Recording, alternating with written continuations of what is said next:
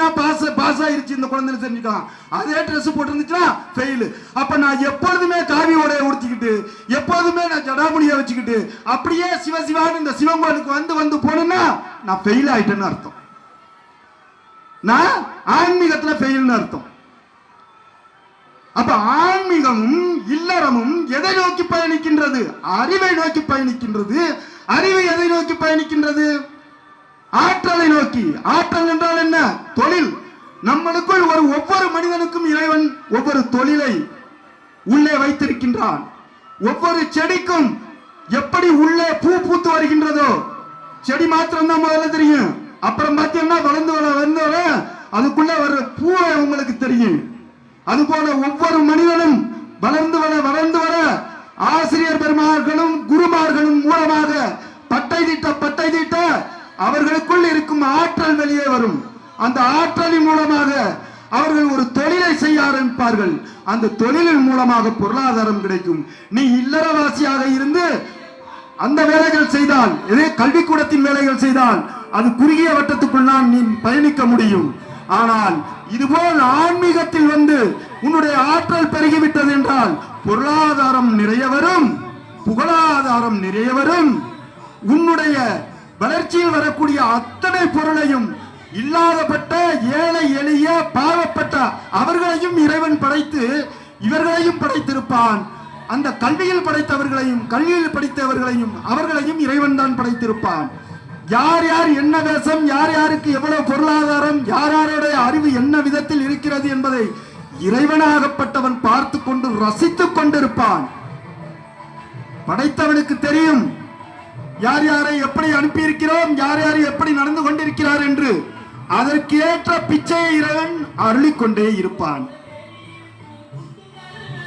ஒவ்வொரு நாளும் படைத்த இறைவனுக்காக ஒவ்வொரு நாளும் அவனுடைய நாமத்தை உச்சரிக்க கற்றுக்கொள்ளுங்கள்.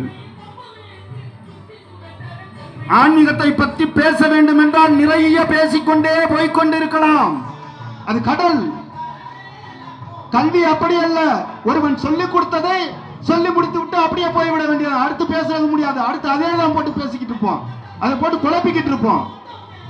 ஆன்மீக அறிவாற்றல் அப்படி அல்ல. அது நீரூற்று போல் வந்து கொண்டே இருக்கும். பேசிக்கொண்டே போய்கொண்டே இருக்கலாம். அப்ப ஏன் கோயிலுக்கு வருகின்றீர்கள்? ஏன் கோயிலை கட்டி வைத்திருக்கின்றார்கள்? கோவிலுக்கு வருவது தெளிவடைந்து செல்வதற்காக. ஒவ்வொரு கடன் பிரச்சனையாக இருக்கட்டும், உடல் உபாதையாக இருக்கட்டும், மன கஷ்டமாக இருக்கட்டும், ஏன் கோவிலுக்கு வருகிறோம்? இங்கே ஒரு தெளிவு கிடைக்கும். தெளிவு கிடைக்கும். தெளிவு எங்கு கிடைக்கும்? தூய்மையான இடத்திலும் நிசப்தமான இடத்திலும் தெளிவு கிடைக்கும். இங்க கிடைக்குமா தெளிவு? இங்க சத்தம், இங்கே சத்தம், இங்கே சத்தம், இப்படி இடிக்கும் பொழுது தெளிவு கிடைக்குமா? கிடைக்காது. அப்ப அமைதியான இடத்தில் தெளிவு கிடைக்கும். அப்ப ஆலயம் என்பது அமைதி. தூய்மையான இடத்தில் தெளிவு கிடைக்கும்.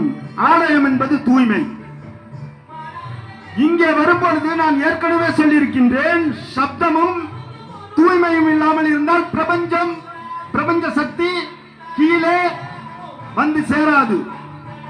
அதற்காகத்தான் இங்கே சுத்தமும் சப்தமும் கம்மியாக இருக்கும்.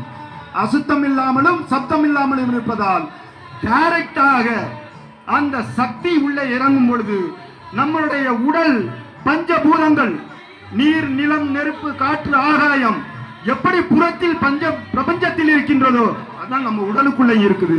அப்ப ரெண்டு கனெக்ஷன் உண்டு. ரெண்டும் ஒரே இடத்துல இருக்கிறதுனால இந்த உடல்ல உள்ளது இந்த பிரபஞ்சத்துல, அண்டத்தில் உள்ளதான் பிண்டத்தில் இருக்கு, பிண்டத்தில் உள்ளதான் அண்டத்தில் உள்ளது என்று அந்த காலத்திலே சொல்லிட்டு போயிருக்காங்க. அப்ப இந்த கரண்டாகப்பட்டது இந்த பிண்டத்துல டக்குன்னு பாஞ்சிரும். அப்ப நம்மளுக்குள்ள ஒரு தெளிவு கிடைக்கும். ஏன் ஒரு கோயிலுக்கு போனாலோ, ஒரு மந்திரவாதி கிட்ட போனாலோ, ஒரு மகான்கள் இடத்து போனாக்கோ உங்களுக்குள்ள ஒரு தெளிவு கிடைக்கும். ஆனா புறத்துல வந்தா அந்த தெளிவு இல்லாம போயிடும். ஒரு 3-4 நாள் நிற்கும், ஒரு வாரம் நிற்கும்.